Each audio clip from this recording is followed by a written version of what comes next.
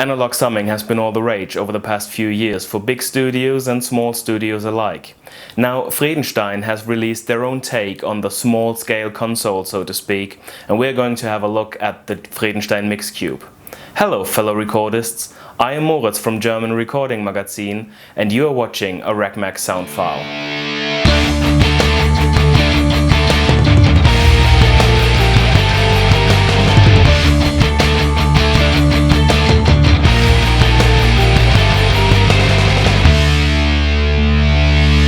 The MixCube is different from other summing boxes in a number of ways. First, let's look at the form factor.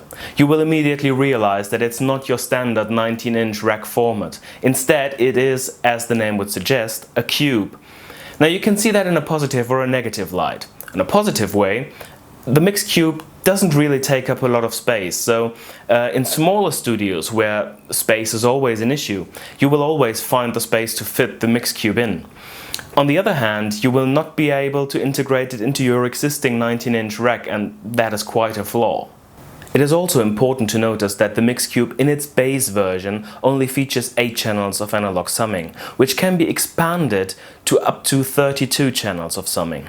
The coolest feature of the MixCube though is that it can be remote controlled via a controller like I have set up here. You can see I have the MixCube up there and then I have a Behringer controller wired via MIDI directly into the MixCube, so I can remote control the channel settings in the MixCube with the controller. So with the controller I can control the parameters for volume, for panorama, for mute and solo, which of course I can also control via the MixCube itself, but it's a lot more comfortable with the controller. So if you look at the channel 4, which is highlighted in sort of blue here, when I now move the channel 4 on the controller, you can see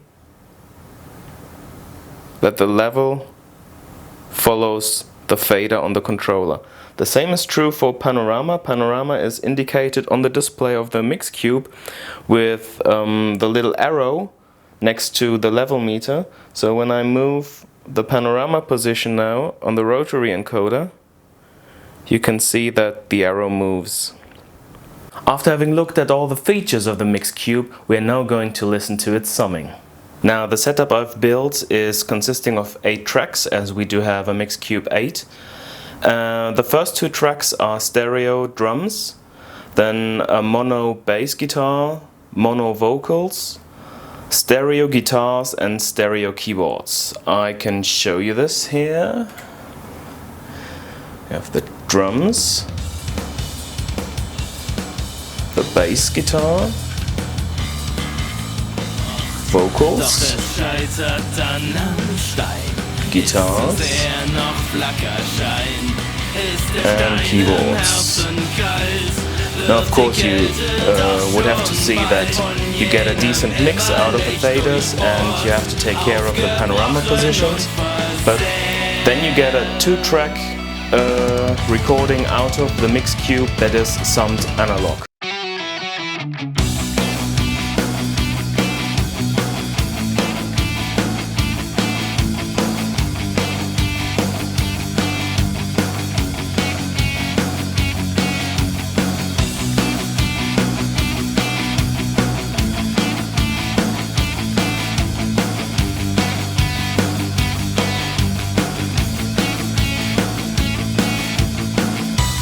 From weiter kommt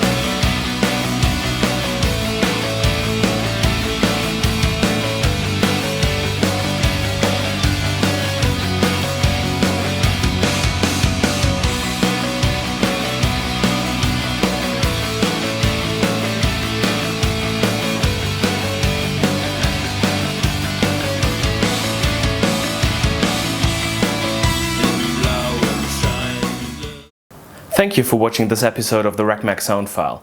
I'll see you next time, and now get out of the internet and enjoy recording, mixing and mastering.